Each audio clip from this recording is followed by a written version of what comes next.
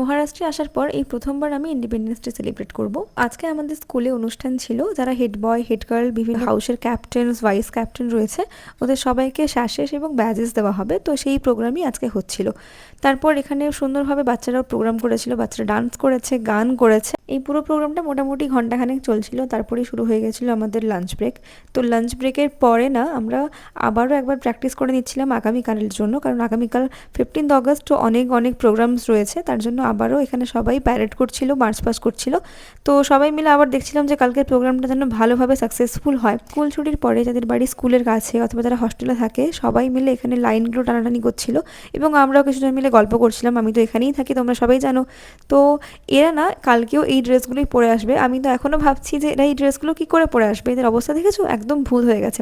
আর এই ম্যাম কিন্তু পুরো আর্টের সমস্ত কাজের দায়িত্বে রয়েছেন। তো কাল অ্যাকচুয়ালি কি হলো, কালকের ভিডিও আমি কালকেই আপলোড করব, জানতে হলে কিন্তু কালকের ভিডিও দেখতে হবে। আজকের মতো টাটা।